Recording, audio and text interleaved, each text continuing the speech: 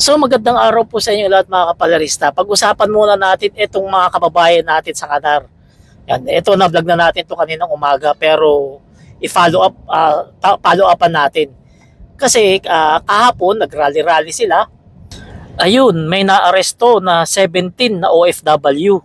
So ito yung balita, pakinggan po muna ninyo. Hello mga kapwa ko OFW sa Doha, Qatar. At ito nga po pala ang aming may Kinumpirma naman ng Philippine Embassy sa Qatar na may ilang Pilipino ang inaresto at ikinulong dahil sa pagsasagawa ng hindi otorisadong political demonstration itong Biyernes.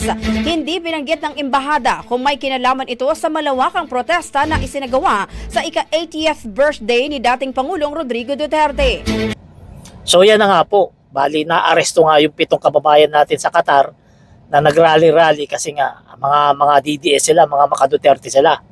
Ngayon, meron tayong isang OFW sa Qatar, si Pilyong OFW, isang kakamping vlogger.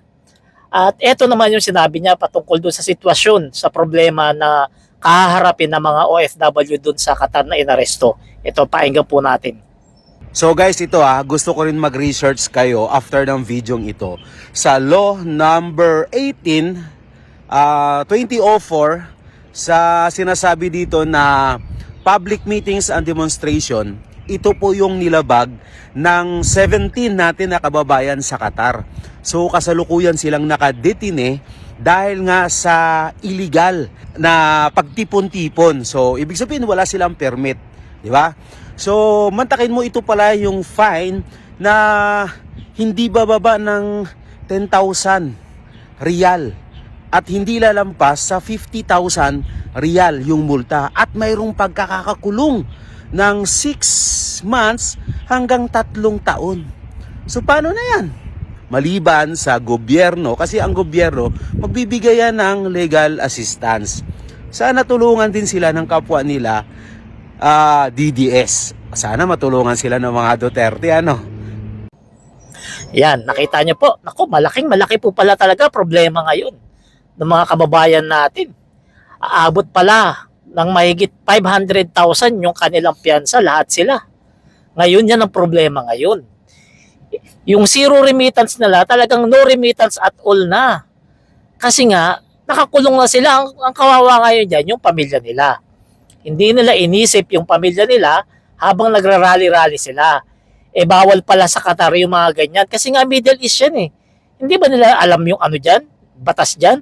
Eh sinabihan na pala sila ng Philippine Embassy dyan na huwag itutuloy yun kasi nga may batas yung Qatar sa mga ganyang pagkikilos protesta. At lalong-lalo foreigner sila, hindi sila pwedeng magkilos protesta ng patungkol sa politika kasi nga foreigner sila. Eh matitigas yung ulo, mga maisog, mga matatapang, itinuloy pa rin. Ayun ngayon, napapahiya ngayon sila sa buong mundo. Pinagtatawanan tuloy sila ng mga Pilipino. Pinagtatawanan sila ng mga OFW sa Qatar na mga matitino na hindi nag-rally-rally. O ngayon, ang problema, nakakulong sila.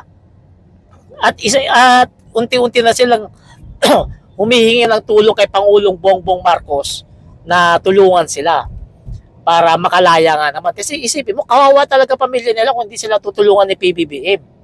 O isipin nyo yun Yun yung binabanat-banatan nila, sinasabihan nila ng bangag. Pero doon rin pala sila hihingi ng tulong ngayon. At yun ang pag-asa nila para sila ay makalaya. Eh bakit hindi nila subukan humingi ng tulong kay VP Sara? Para makita natin kung talagang may malasakit sa kanila ang mga Duterte. Bakit hindi nila subukan humingi ng tulong sa Kalabaste at saka Kalapulong?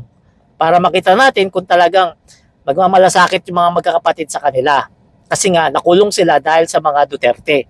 So ngayon, hintay-hintay na lang tayo ng update dito sa mga kababayan na to, ng mga kawawa naman na nakulong kasi nga pinakita lang naman nila ang galit nila kay Pangulong Bongbong Marcos.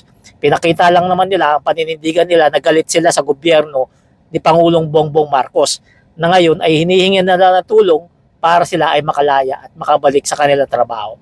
So abang-abang na lang tayo Salamat.